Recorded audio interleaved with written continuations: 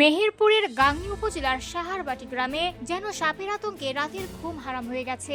গত 2 সপ্তাহে অর্ধশতাধিক মানুষকে অদৃশ্য সাপে কামড়েছে এমন দাবি স্থানীয়দের। কিন্তু আশ্চর্যের বিষয়, বেশিরভাগ ক্ষেত্রে কামড় দেওয়া সাপটির দেখা মেলেনি। আর সপ্তম শ্রেণীর শিক্ষার্থী জুই খাতুনের মৃত্যুর পর এই আতঙ্ক আরো ভয়াবহ রূপ নিয়েছে। গত 12 জুলাই রাতে সাপে কামড় দেয় জুই খাতুনকে। পরিবারের সদস্যরা দ্রুত তাকে গাংনী উপজেলা স্বাস্থ্য কমপ্লেক্সে নিয়ে যান। পরে সেখানে আইসিইউ সুবিধা না থাকায় তাকে মেহেরপুর 250 শয্যা বিশিষ্ট জেনারেল হাসপাতালে পাঠানো হয়। হাসপাতালে অ্যান্টিভেনম দেওয়ার পরও শেষ পর্যন্ত বাঁচানো যায়নি তাকে। জুয়ের পরিবারের অভিযোগ, চিকিৎসকদের অবহেলার কারণেই তার মৃত্যু হয়েছে। এরপর থেকে সাহারবাটি গ্রামে ছড়িয়ে পড়ে ভয়। স্থানীয়দের দাবি, প্রতিদিনই ছোট বড় অনেক মানুষ অদৃশ্য সাপের কামড়ের শিকার হচ্ছেন। এমনকি এলাকায় জিন সাপ নিয়ে নানা কথাও ছড়িয়ে পড়েছে। তবে এসব দাবির কোনো বৈজ্ঞানিক প্রমাণ নেই। সবচেয়ে উদ্বেগের বিষয় হলো, অনেকেই হাসপাতালে না গিয়ে ছুটছেন গ্রাম্য ওঝাদের কাছে। এতে একদিকে যেমন অর্থ খরচ হচ্ছে, অন্যদিকে সঠিক চিকিৎসা পেতে দেরি হওয়ার ঝুঁকিও বাড়ছে। স্থানীয়দের আতঙ্ক এতটাই বেড়েছে যে